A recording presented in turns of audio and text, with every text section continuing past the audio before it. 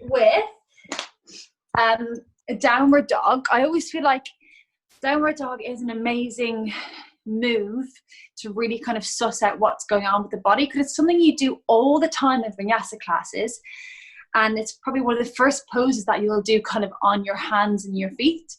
So knowing kind of just feeling it out a bit more than usual, even if the teacher directs you to move on, finding ways to kind of suss out what's going on in the body with your down dog is brilliant. So I'll show you a down dog now. So you normally come onto it from your hands, and your hands are placed onto the ground. Your toes are curled under, and you really focus in on engaging in the core. Before you do anything, you're kind of just having that slight engagement in the core, making sure your bum isn't arched back. You're really allowing yourself to just having a nice neutral spine. You're going to curl the toes, the knees lift, and then you push. You're not pushing or pulling anything. You're not pushing and pulling to get your ankles down. Like a lot of people do in class, you get a lot of people coming around and pulling down your ankles when you're just not ready to do that. So in this posture, you're focusing on really rolling back the shoulder blades. The head is nice and relaxed, and you're gently pedaling out the feet. So maybe placing the right ankle down, the left ankle down, and making sure everything's nice and relaxed. And the main thing I always say to my students to take note of is have a look at your hands in your downward dog. And how we meet the earth is how we meet ourselves in life sometimes. So if I look down now, I notice I'm kind of grasping, I'm really kind of aggressively holding the earth, right? So maybe that might say something about where I'm at today. Or else perhaps some people might be aimlessly flopping their hands on the mat. So what I always kind of say is kind of give a little shake of your hands, and mindfully and gracefully and kindly placing your hands onto the earth with how you want to meet your day, you know? So really placing them as an intention. And then from here, again, you pedal out the feet. Perhaps you might want to lift a leg. And again, like I said, this will kind of show up the tightnesses in the body. So we'll kind of perhaps show up if your hamstrings are a bit tight, your neck's a bit stiff. And I always in this position as well say to my students to relax the face. So maybe giving a little, or relaxing your eyeballs, relaxing your mouth. And this is just a really great resetting posture. So that's the downward dog. So perhaps when you're doing your classes this week and you're in your down dog, really, you know, coming into it with intention. And with me, alignment's important in my classes, but it's more about feeling. Like, yes, you should roll your shoulders back, and yes, you're aiming to get your ankles down, but how does it feel in your body? That's all I care about in my classes, because you're not truly going to injure yourself when you're really relaxed, you know? So you feel safe and you feel relaxed in your body, the chances of you getting injured are quite slim. So another pose would be the child's pose, my favorite pose. I think it's everyone's favorite pose, to be fair. So again, from here, you're bringing your toes together. Your knees are around elbow width apart. Your hands, again, you're meeting everything with intention, your hands, and you're basically sitting your bum back towards your heels, and you're really reaching your hands out, and you're really trying to get your breasts onto the ground. So really pulling your armpits down towards the ground, and your forehead rests on the ground here. I think you had a really beautiful phrase. You had a really beautiful phrase in one of your previous classes, which was something like dipping your breasts in honey. In honey. Yeah. I love that. It's so true. Because when we're doing that, it's this posture is so great for our lower back. It stretches that under our arms, and it just allows our groin to open, allows our hips to open. So the thing to notice as well when you're doing yoga, it might not be a strenuous pose, but what it's doing is massive. You know, my groin is open, my bum is engaged, I'm stretching my armpits, my lower back, everything is being worked on. So the child's pose is a great one to come into if you're ever getting a bit overwhelmed in class, everything's getting a bit too much, you want to catch your breath and tune back into yourself, this is a great posture for tuning back in. So that's what I always say to the people I'm teaching. Anytime, child's pose is the one. Another of my favorite poses, because I can be an anxious type of person sometimes, one of the postures I like to do is called the Sufi grind. So I don't know if you can see me, but I'm basically sitting cross-legged on my mat. My hands are placed on my knees.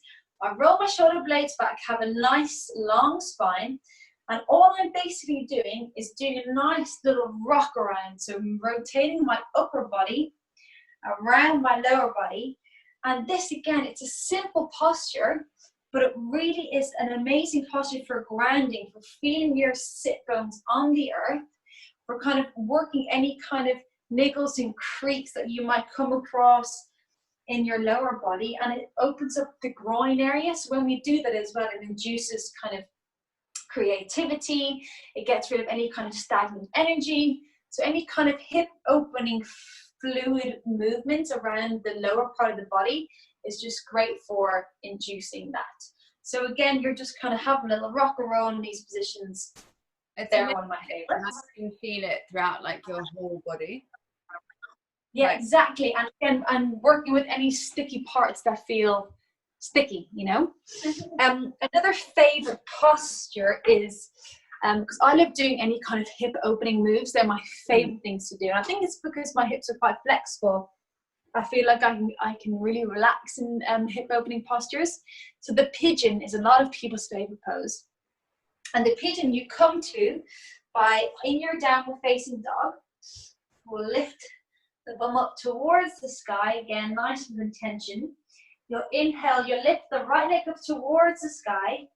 You'll bring the right knee in to meet the nose here. And then you'll bring the right knee over to the right wrist. And the toes come over to the left wrist. So you're in a nice pigeon stretch here. And if you're open in your hips, the kind of tendency is to kind of collapse.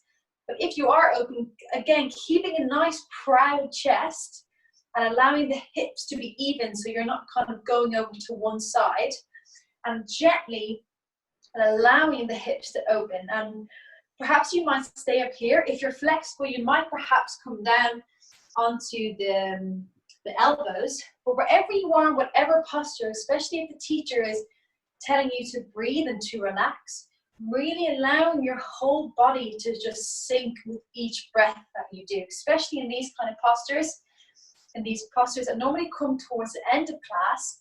Just really allowing yourself these moments to just open up, because this posture is opening into the hips.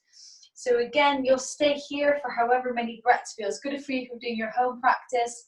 And again, you're keeping nice and level. If you're up, you're up, you're up straight. Your back is nice and open.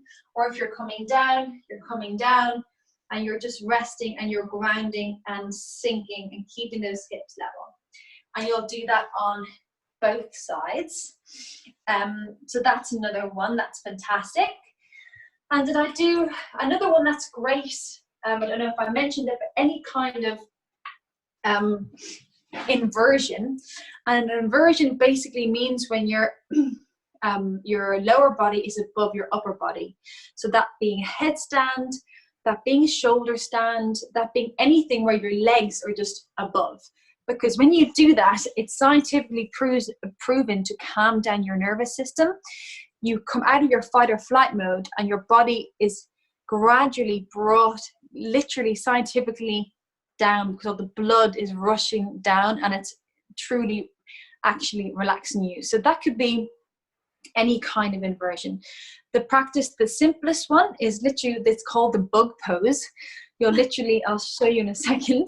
You have the bug pose, shoulder stand or headstand. So whenever you're directed when you're doing your week of yoga, any kind of inversion, try and stay, even if they're moving on slightly, if you try and stay for 10 breaths, because that's when you're really going to feel the effects of any inversion. So we'll do the simplest inversion here. You're going to be lying on your back. Your feet are just grounded on the floor for a second. And your palms are placed on the ground, and you're literally just going to lift your legs up towards the sky.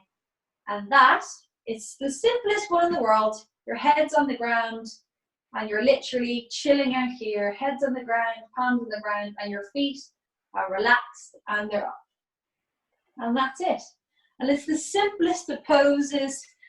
That is, if you sit there for 10 breaths and you're being mindful, hopefully that will in some way stimulate a response that is calming, if it's doing its job, which it should, because it always does. When you're breathing with intention and you're in any kind of posture, it's fantastic. So yeah, the downward dog, again, I'm not the kind of teacher, perhaps it would be interesting to speak to a teacher who's really, really about alignment. I'm not. For me, I believe it's very difficult to get injured. If you have a teacher who's coming and pulling and tugging, that's one thing. But if you're relaxed and you are breathing and you're not pushing or pulling your body in any ways that doesn't feel good, if anything doesn't feel nice, back out. Yoga is meant to feel good. And if you're pushing yourself, it's good you're pushing yourself too hard. Your body is not ready to do that thing yet. There's encouragement and there's pushing and there's pulling.